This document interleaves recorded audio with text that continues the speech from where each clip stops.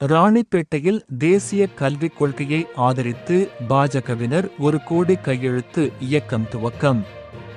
ராணிப்பேட்டையில் தேசிய கல்விக் கொள்கையை ஆதரித்து பாஜகவினர் 1 கோடி கையெழுத்து இயக்கம் வியாழக்கிழமை துவக்கி கையெழுத்திட்டனர். அதன்படி ராணிப்பேட்டை மாவட்ட பாரதிய ஜனதா கட்சியின் சார்பில் மத்திய அரசின் முன்மொழிக் கொள்கையின் சிறப்பம்சங்கள் குறித்து கையெழுத்து இயக்கம் நடத்தப்பட்டது. ராணிப்பேட்டை மாவட்ட பாஜக தலைவர் நெமிலி பி. ஆனந்தன் தலைமையில் ராணிப்பேட்டை முத்துக்கடை பேருந்து நிலையம் அருகே வியாழக்கிழமை நடைபெற்றது. இந்த கையெழுத்து இயக்க நிகழ்வில் பாஜக மாநில செயலாளர் கோ. வெங்கடேசன் சிறப்பு அழைப்பாளராக கலந்து கொண்டு மும்மொழிக் கொள்கையின் அவசியத்தை எடுத்துரைத்தார்.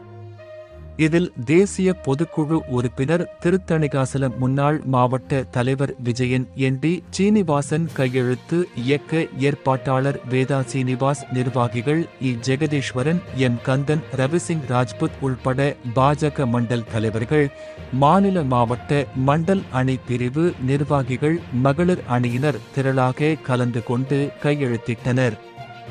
நிகழ்ச்சியில் மும்மொழிக் கொள்கையின் அவசியம் குறித்தும் 3வது மொழியாக எந்த மொழியை வேண்டுமானாலும் கற்றுக்கொள்ளலாம் என்பதின் முக்கியத்துவம் குறித்தும் விளக்கம் அளிக்கப்பட்டது.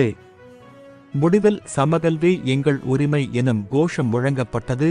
3வது மொழியாக ஹிந்தி மட்டுமே படிக்க வேண்டும் என்கிற பொய் பரப்புரையை எதிர்த்து கண்டன உரையாற்றினர். தாமரை தமிழ் நியூஸ் செய்தியாளர் தாமோதரன்.